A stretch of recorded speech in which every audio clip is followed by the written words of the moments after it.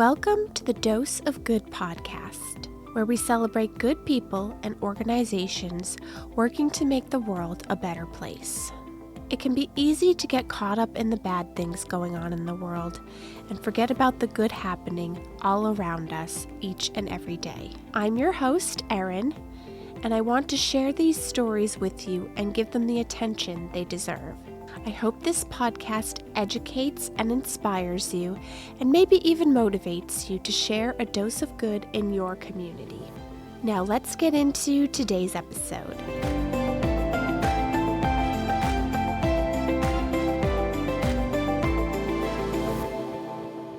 Today's episode features members of the Londonderry Alert Team, and while this particular organization is specific to Londonderry, New Hampshire, there are many similar CERT organizations around New Hampshire, but also across the country. So this episode is relevant to everybody, and I hope that you will give it a listen to not only learn and maybe look into a similar organization in your area, but they just give some great safety and survival tips that I think everybody could use. Also, for some reason during this episode, I got a tickle in my throat that I could not seem to get rid of.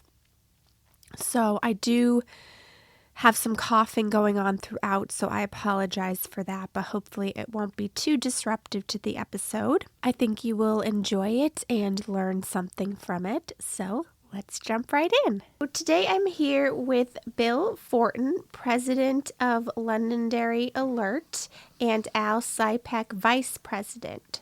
So what is the Londonderry Alert Team and what is their mission? Okay. I'm going to jump into this because I want him to answer a very important question.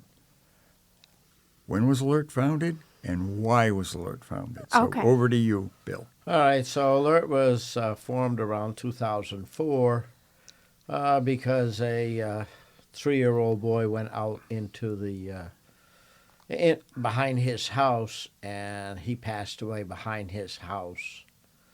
So a bunch of us got together and did not want that to ever happen again. Mm-hmm.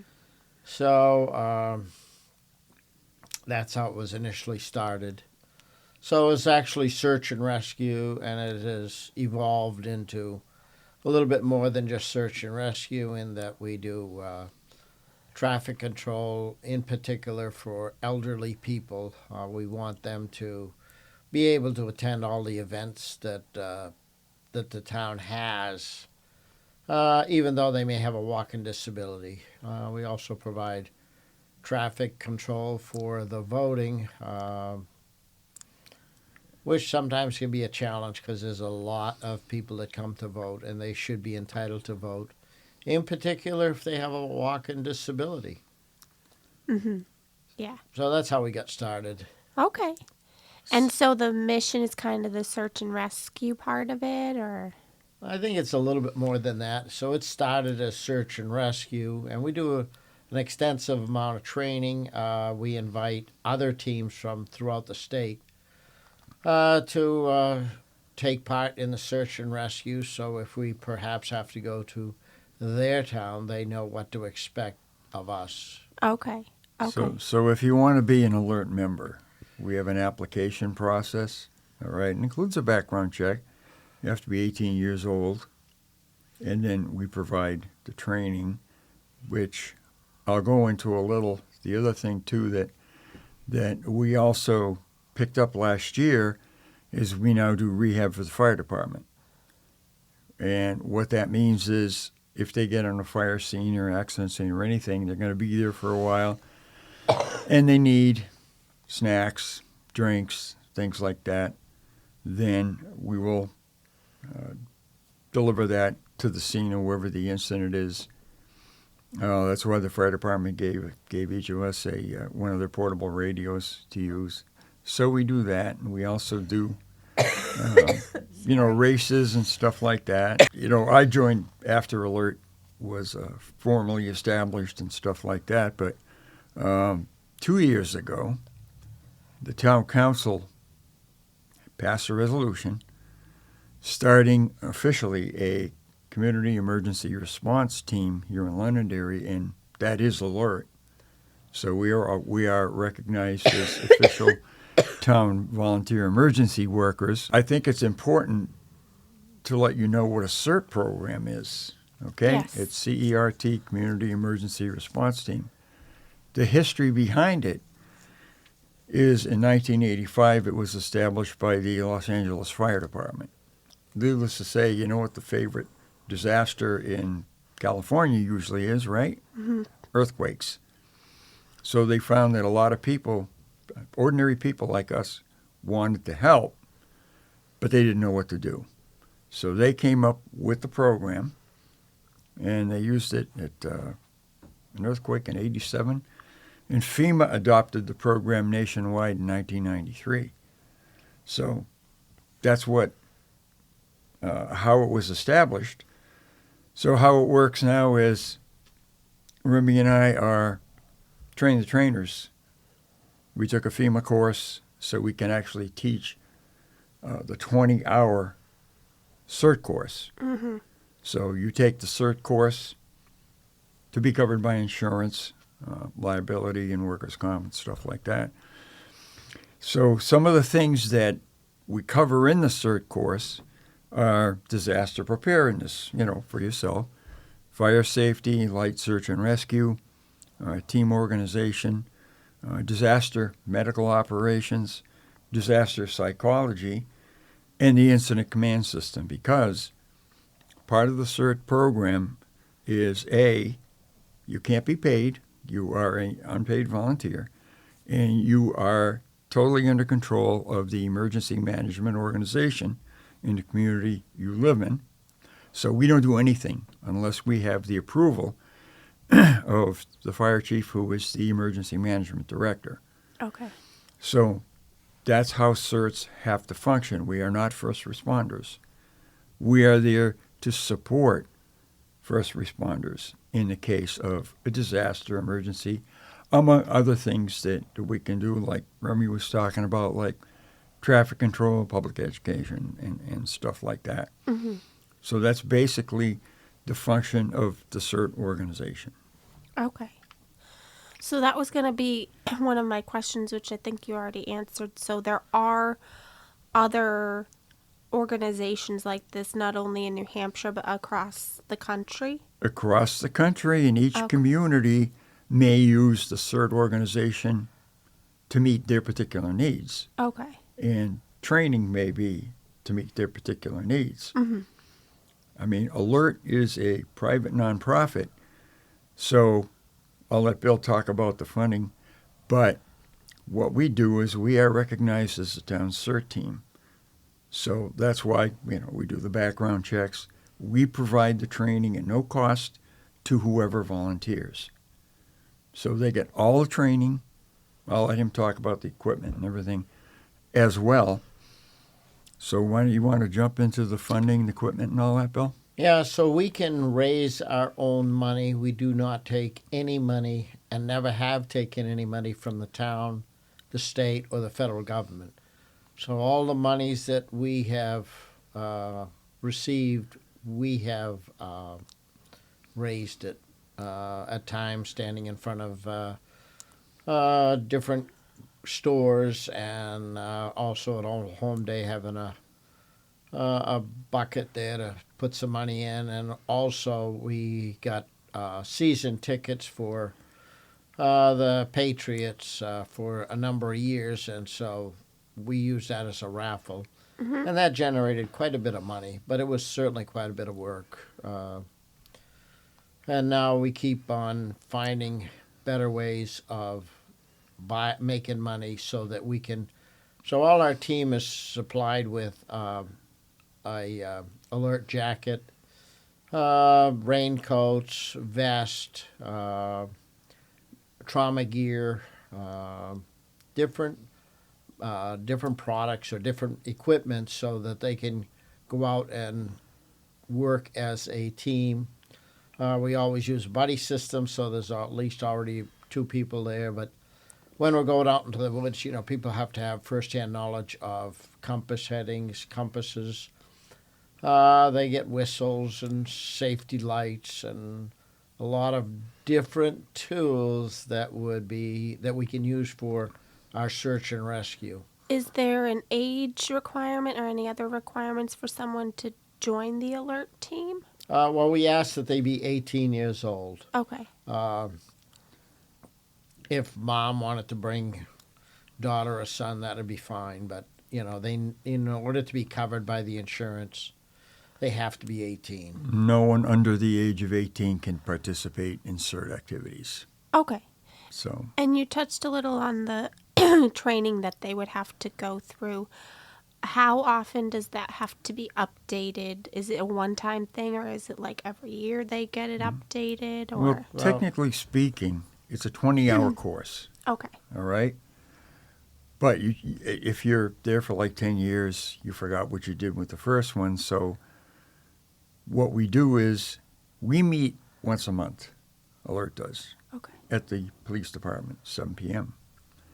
So what we do is we have our own business that we have to do, but at every meeting we have training. So we'll take some of that CERT training and break it up into little bits and use it as refresher training as well as other things Okay. along the way with some of the equipment. You want to talk about the first aid equipment? Yeah, so each person gets a trauma backpack, which will include tourniquets, gauze or to pack a wound should there be a wound, whether it's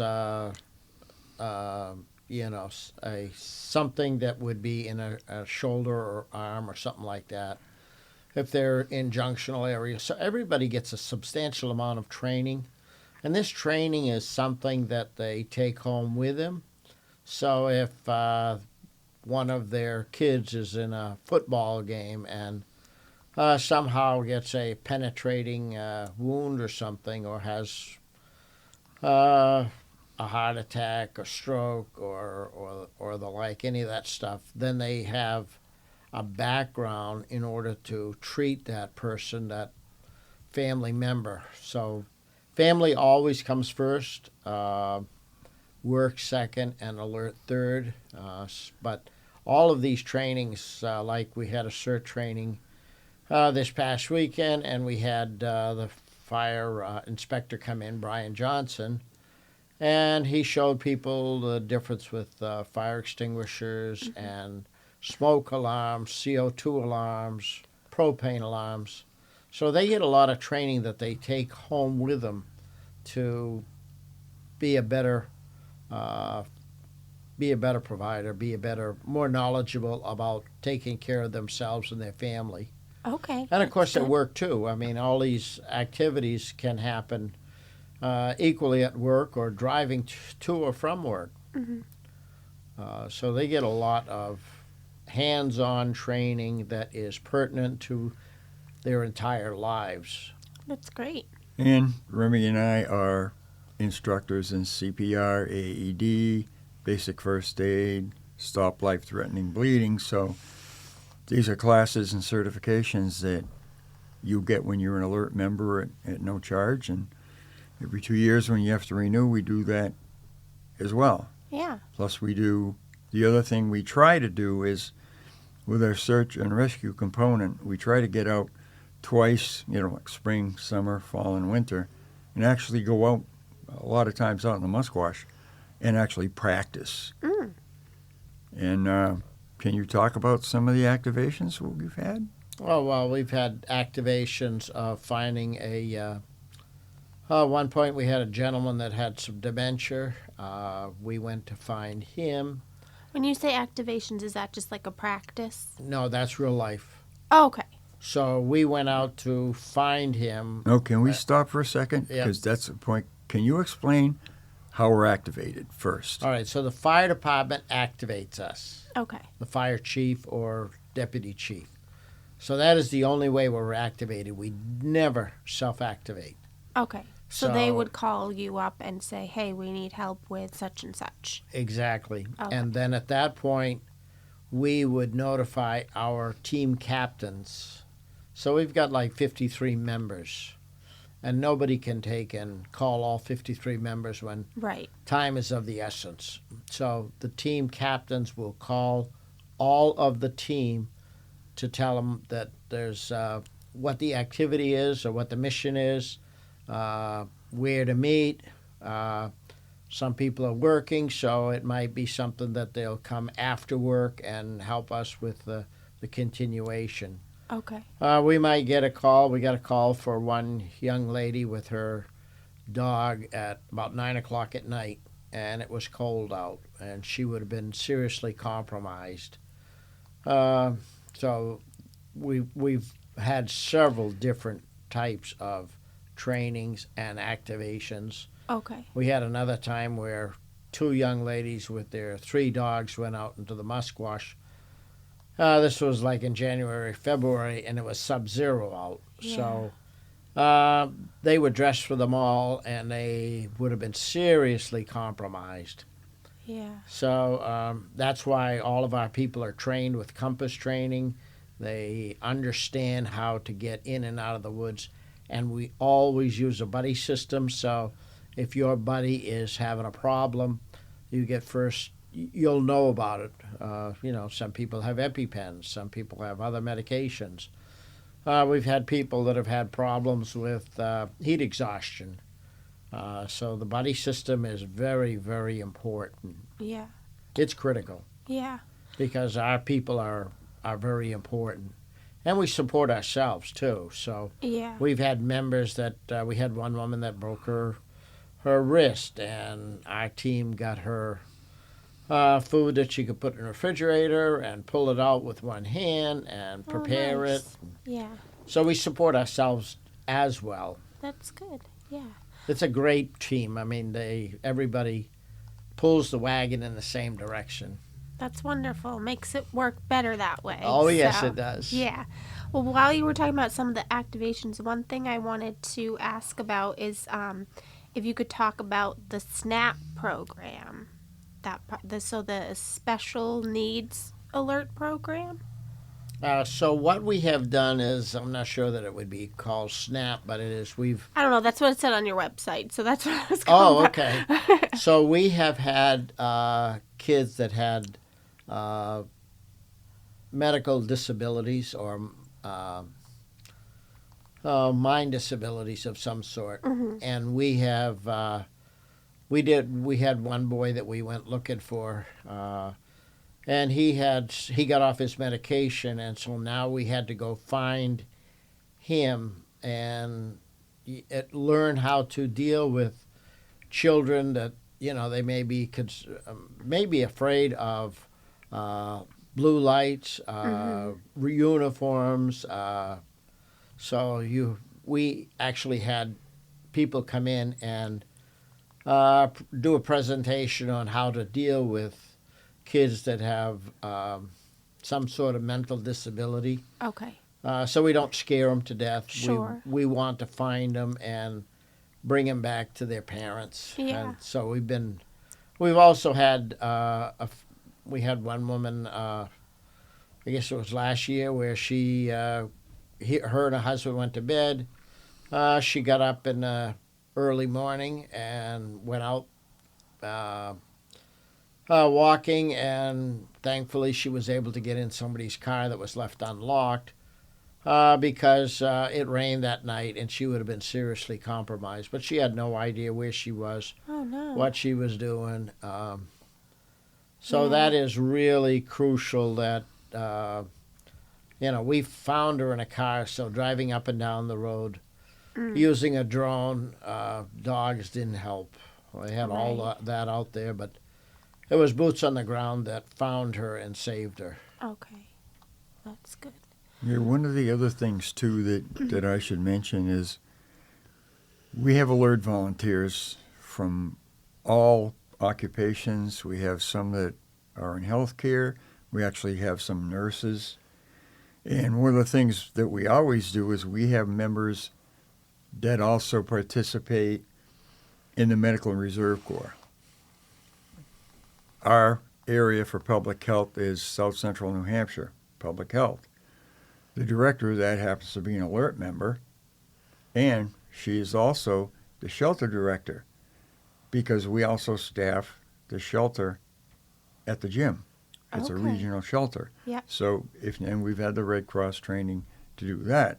But what the Medical Reserve Corps isn't just what you think about doctors and nurses and everything. It's anyone. It can be an ordinary person like us, or it can be an EMT, nurse, paramedic, whatever, or a doctor.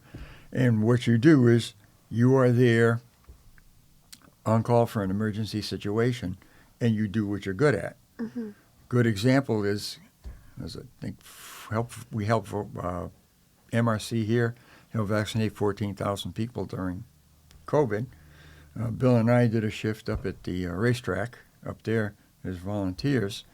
So neither he nor I are doctors, medics, or anything else like that. So we could do things like screening people that came in, screening the crew as well, all right, to see, you didn't have a free fever within so much time and stuff like that. And then you had registration. One of our members is really, really good at registration. And then we had other people that would bring supplies to the different vaccination stations. And the MRC was like a 50-person team. And we got so good at our job, we would just show up and immediately set up. Nobody even had to ask a question. We knew exactly what to do, and we knew exactly what to do to close out. So MRC is a great thing to belong to. They'll find a place for you there. Okay. All right? And they give you training as well. The other thing that Remi and I belong to is we're members of the Disaster Behavioral Health Response Team from Health and Human Services. And you want to explain what that is, Remi? So what we do is try to, we'll go into schools, now and then businesses, and try to explain to the people that were impacted by the death of somebody, whether it's a teacher, a fellow worker, and try to make sense of an unfortunate happening. And it's very, very different when you go in, say, a school or a business because they all react differently. And, we all think that we're just going to keep our feelings inside, and we have to now draw those feelings out so that they can open up and try to understand what really happened. It wasn't something that they created. It wasn't their fault that it happened. So that is a very rewarding type of job, especially if you can evaluate the person and make them feel that there's people around them that care. They can reach out for support. They can reach out for help. Yeah. And then if they can't deal with it over a period of time, usually about 30 days, then we suggest that they get some professional help. But we have been in all kinds of many, many different types of schools with many, many different types of feelings. Yeah. And now you've got to try to figure out what the person's feelings really are and how to deal with it. And we've had times where we've had to say to the principal in a school situation, this person will probably need additional help. So those are very rewarding. So it's like giving back to the community, giving back to the people around you. It's very rewarding. Yeah, it sounds like a great program as well to kind of try to help people out early on, and give them that support. So Yeah, well, the other thing too is, thankfully, most of the searches that we've dealt with have had a positive outcome, but we have been involved in situation where it wasn't positive, and then our team now needs support. sure. So that's important too. Yeah. So providing support for for our own people. I mean, all of us have been exposed to different events that have left us traumatized, and being able to reach out to one of our teammates and say, hey, you know, I don't understand this. I can't, I'm having a hard time dealing with this. And, you know, talking about it, getting it out is important. Yeah, that's good that you're there for each other through those times and everything. So. Yep. The other thing, too, is we use amateur radio for our communications within our team. You want to talk about that? Yeah, so we have an amateur radio class, so everybody that wants to get licensed can get licensed. So you need to have a license in order to operate an amateur radio. And it's not a difficult license to get. It's not, you do have to take an exam, 35-question exam. And that gives us the opportunity to use the radios when we're doing search and rescue, when we're doing traffic for like Concert on the Commons or traffic for voting, because you just can't holler across the entire school. Oh, of course. Well, yeah. you can try. So we use amateur radio a lot, and it's very functional. And we can easily go to different towns with those amateur radios and either use simplex, which is one-on-one, or use the repeater so that we cover a larger area. So then those people can use the repeater legally and provide communication. Okay. And you So want we to talk? will go to other towns if needed to help out with be it training or doing a search and rescue, because none of us want to lose somebody. Sure. You want to talk about the trailer?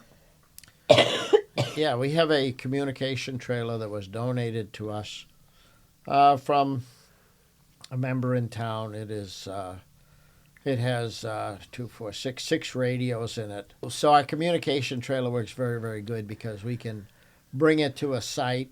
We've been to Ware, and we can go any place with it. And that provides communication from the field to command. So that becomes command. And we document all of the transmissions that occurred when we're out there. If we found something that may be of interest, we document it with GPS coordinates. Okay.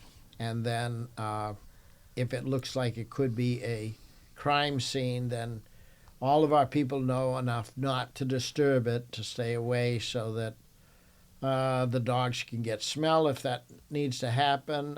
If they want to analyze the scene for what could have happened or what might have happened.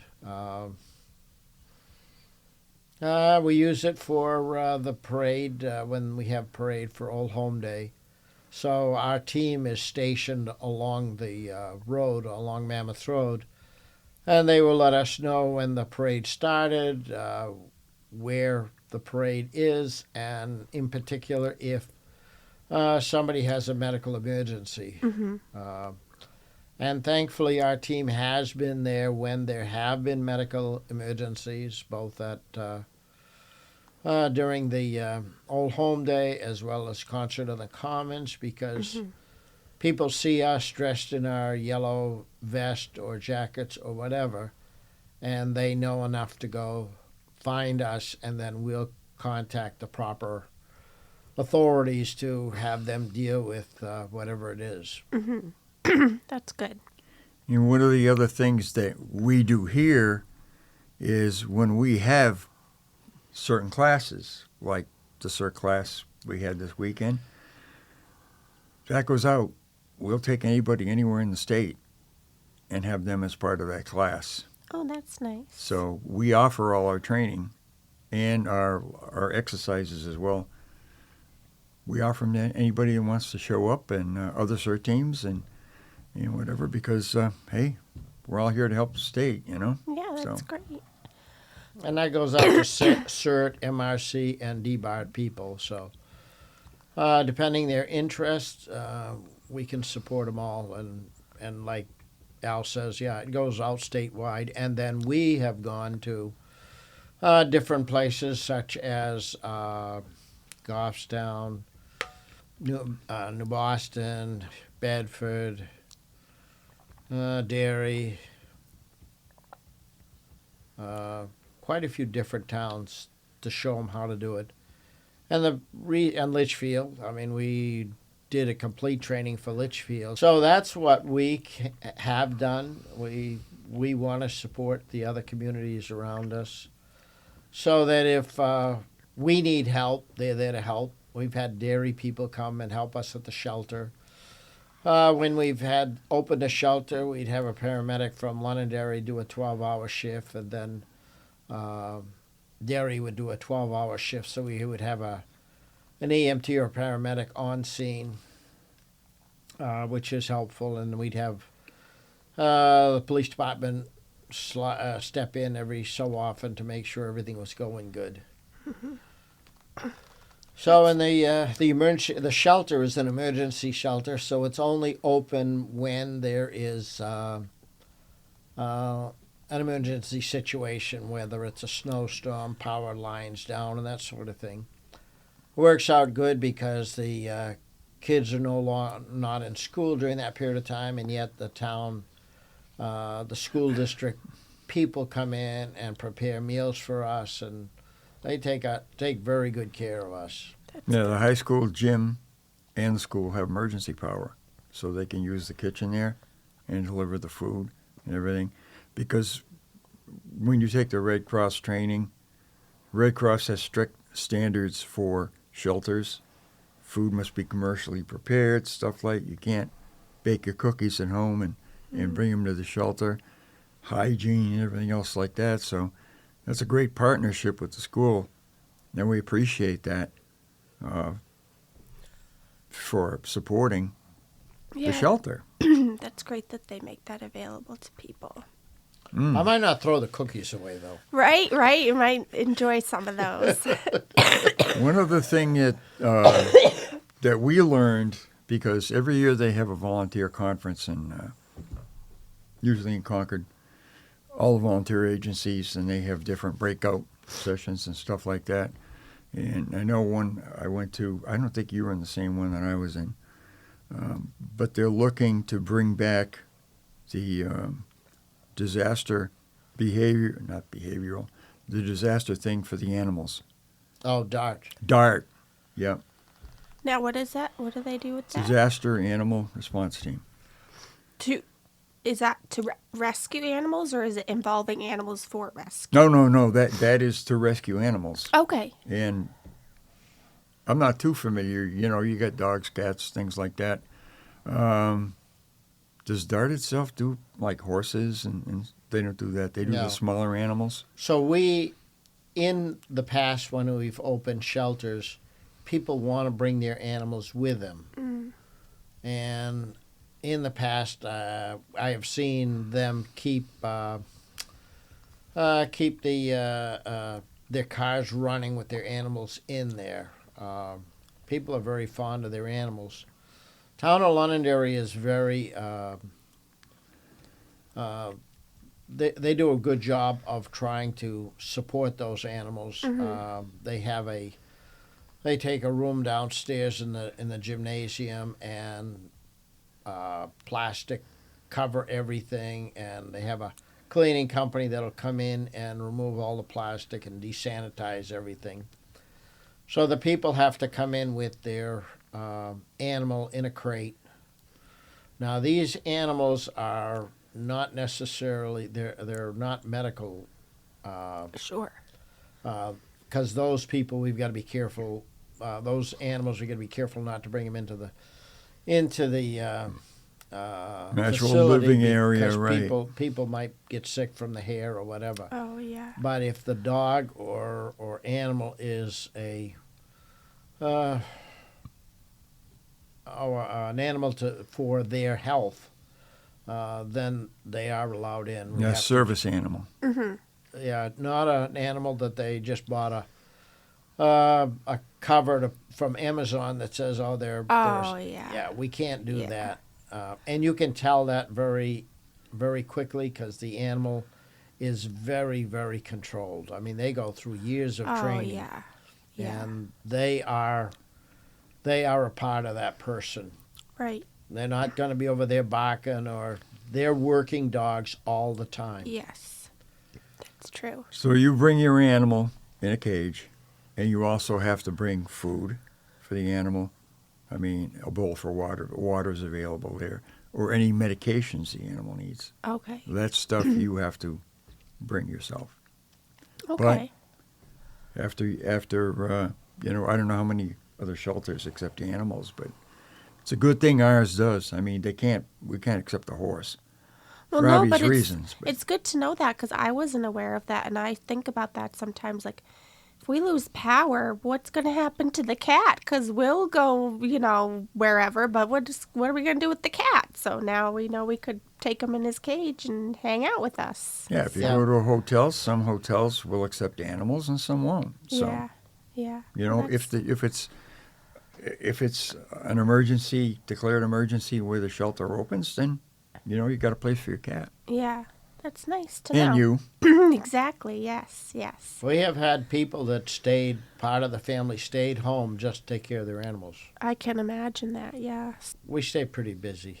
Yeah, I'm sure. And that's why we need to have background checks done, because we don't need any problems in the shelters where there may be an issue. Sure.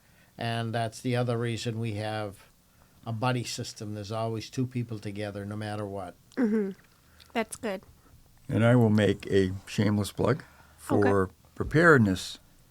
All right, everyone should ask themselves, how prepared am I to have the power go out for any length of time with a natural disaster and things like that.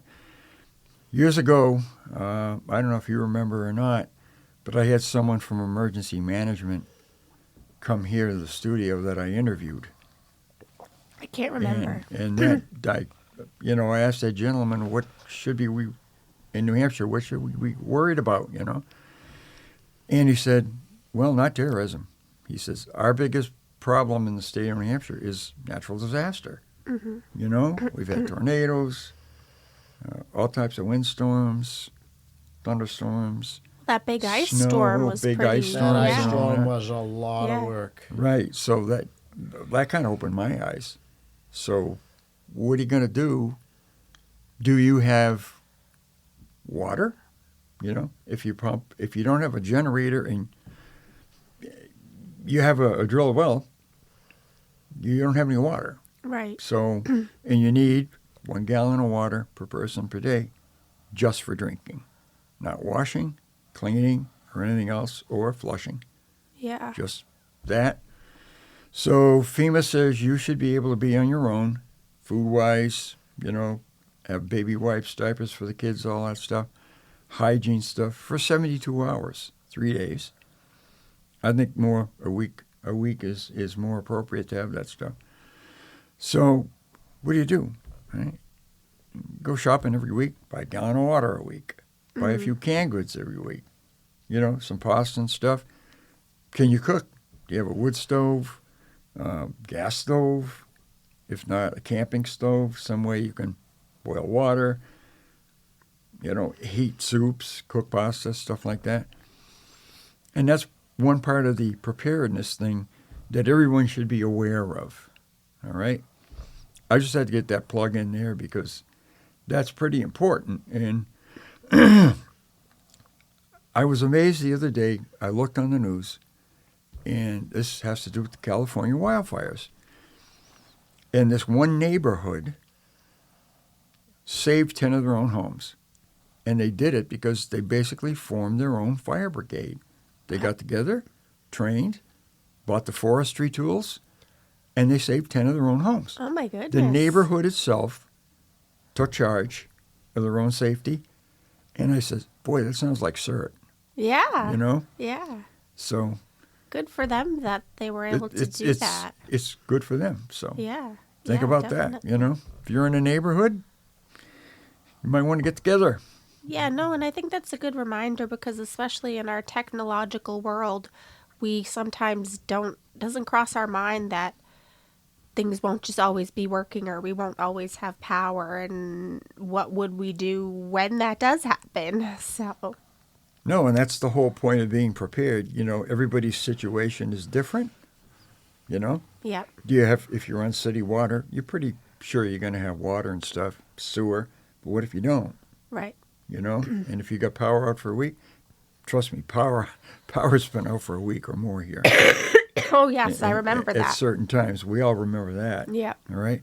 So what are you going to do to take care of your family for a week? Right. You know, heat, Yeah, food, sanitation. So exactly.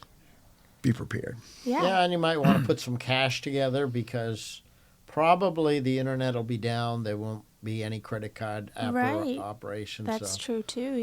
Yeah. if you come to the shelter, it's a good idea to bring a pillow and your medications. Yes, that's So- a good reminder as well. Yeah, so make a list of the things that you have to have every day. And like Al says, I think a week's time is a minimum. Yeah. Yeah, that's good to think about. Is there a place that people can donate to Alert? Or do you only go through your own fundraisers? Oh no, we do have people that do donate to Okay. us. Through your website, or how would they go about doing that? Well, they get our email, our postal address. Okay, and so that they is can mail it. available on our website. Okay. It's actually Alert, care of Remi Fortin at 7 Shasta Drive. Okay. And then if somebody, after listening to this, wants to join Alert, should they contact you, or how do they do that? They can leave a note on our. There's an email address on our website, or Okay. they can contact us directly, and we'll be happy to Okay. get them started. And it's a lot of fun. I mean, they're Good. great people, and these are the people that give of themselves to help somebody else. Yeah. That makes them pretty good people. Oh, definitely. And the other thing I was going to ask, but I think you kind of maybe covered it with the preparedness, is if you had one safety tip that you wanted to share with people, what your safety tip would be. Well, water is the most important thing for a person. You can live without food for a while. You cannot live without water. So So it's good to have some extra on hand. Just yeah, in have a case of water, and then if you wanted something to be able to flush with when you're finished that gallon milk jug, just fill it up and put it in a corner someplace, and Okay, yeah. that'll give you the opportunity to flush when there's no other Sure. water available. Yeah. Is there anything else that you'd like people to know about? Well, Alert has a scholarship, so the scholarship is geared for a student that wants to go into public safety. So we've been doing this a number of years, and we will every year we keep increasing the scholarship dollar amount. But we would like to because we're a safety group, our mission is safety and helping the community. We would like other people to go into that particular trade, such as police, fire, fish and game, an organization that is going to help the community. And so that's who we award the scholarship to. So how would they go about applying for that? Is it through their school or?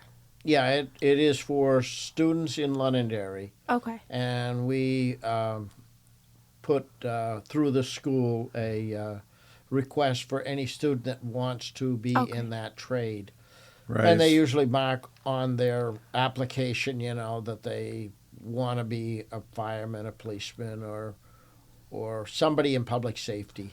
Okay. They can go to the guidance department. Guidance department Okay. usually has all that information about what scholarships are available. So. Great. Okay. Well, thank you for sharing that. That's good for people to know. Then I have two questions I ask everybody that comes on the show. The first being, which nonprofit should we feature next? South Central Public Health Okay. would be a good one to sponsor. Colleen Monks really has everybody's back that is part of Southern New Hampshire. South Central Public Health, Okay. Colleen Monks would be my top priority.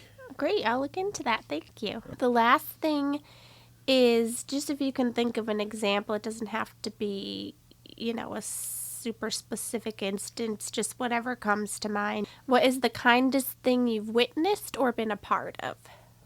Too many kind of There's Well, that's the- been a lot over the years. and that's a good thing, and that's what a lot of people say, that there's, but that's good that there's so many and not just, you can't think of anything. So whatever pops to mind, because I don't expect you to be able to share all of them or anything. It's even Well, hard to I remember, so we had this guy from Goffstown. He was blind, and he came up to us at one of the shelters, and he said, you folks have done a lot. The food is great. You've been so considerate and everything. And he says, I just wish I could have a cookie. Want a dessert. Mm-hmm.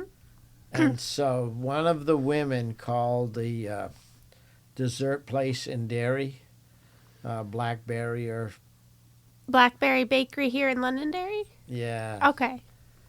And they came over with these trays of all kinds of cheesecakes and everything else. And I'm saying, we don't have to share this, do we? That was a red letter day. Yeah, that's awesome. That's very nice that they did that. And if people see you out there, they might come out, give you water, give you a snack or something like that. So people are pretty helpful. So I can't even remember all the good things. Well, I've been offered many times a cup of coffee. yeah, that's awesome. Because sometimes it's those little kindnesses, those little gestures of people just thinking about, oh, maybe he'd like a cup of coffee, can make your day or can make a really big difference. So, It does, especially being out there during the windstorm and the ice storm. And we were out there for extended periods of time, and a cup of coffee is a wonderful thing. Yes, I can understand that. Well, thank you so much for being here to tell me about Alert, and you went above and beyond because I didn't really have to do much of anything. You just had all your answers all ready to go, so that was great. And thank you for all you do for the community. Thank you for having us appreciate today. Yeah, thank you You're very, very welcome. much. Yeah, no problem. I hope that you enjoyed today's episode about the Londonderry Alert Team. They were a wealth of information. They covered everything I was going to ask without me even having to ask it. They really know what they're talking about and were very educational.